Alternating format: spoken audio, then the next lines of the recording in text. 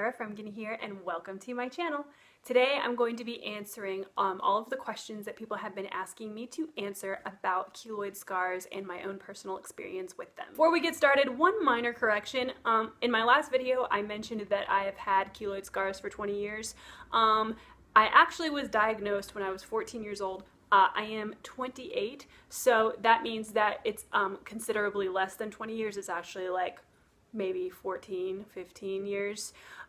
So my mother insisted that I make that correction because I'm an honest person and not a liar. So the question that I'm asked the most is probably, how did that happen? How did you get keloid scars?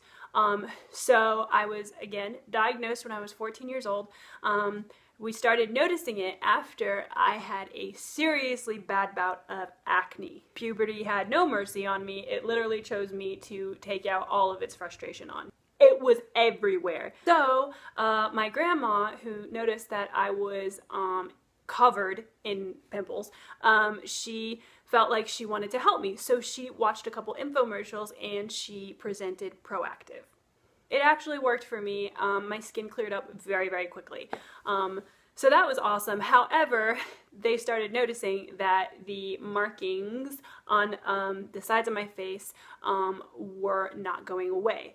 I thought they were like pimples for the longest time, and so I would sit there trying to pop them.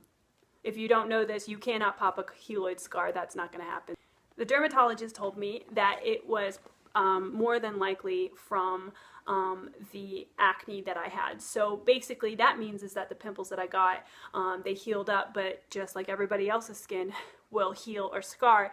Because I have the condition of keloid scarring, my body overproduces collagen and makes a really big scar. Second question, do keloid scars hurt?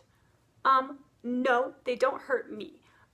They are a little bit itchy and irritating sometimes, but that's usually because my skin gets really dry. If I moisturize, I'm fine.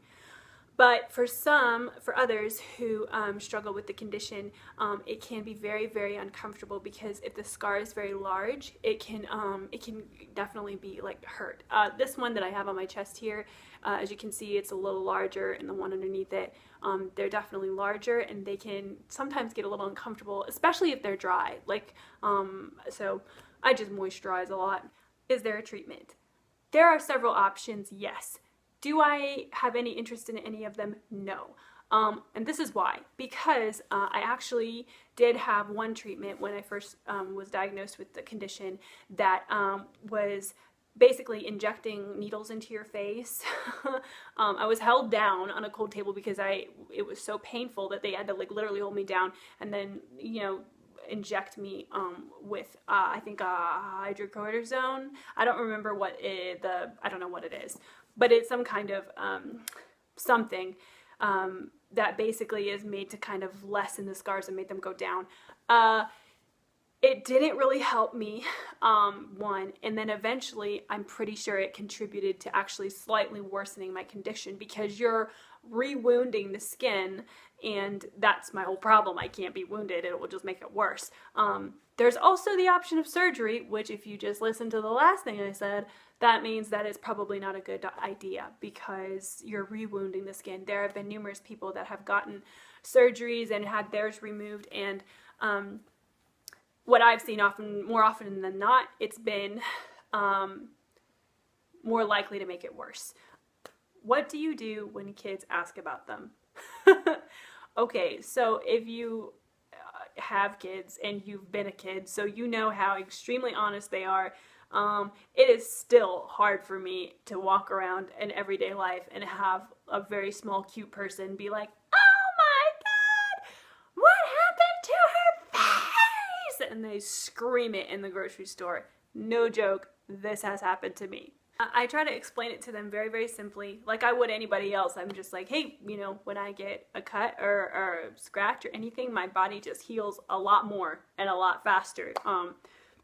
Basically, my body thinks it's Superman. And then they usually think that's pretty cool, or they just kind of stare at me and run away screaming. That has happened before. So, what would you want people to know the most about scars? What I want people to know the most is that I don't want to live in the past. I don't want to let the past define me, but I also don't want to forget it, because I think when you remember where you come from, you can have so much more excitement about where you're going. And so for me, I have scars in my life, things that have been hard in my life, super difficult and painful, But now looking back, I'm like, I don't want to forget that, because now I can see where I'm going, and I'm nothing like the person that I was 10 years ago at all. If you had told me as a 17-year-old girl that I would be in front of a camera telling everybody my story and like talking in a positive way about my what I thought then mangled face, I would have laughed at you and probably cried a little. So yeah, I think that what I want people to know the most is that you don't want to be a wounded person, but there's nothing wrong with being, there's nothing wrong with carrying a couple scars. Well, I hope that this was informative and encouraging. Find me on Instagram and Facebook, Sasa Fremgen, and please subscribe to my channel if you haven't yet. Remember to embrace your scars, you're beautiful, and I will see you next time.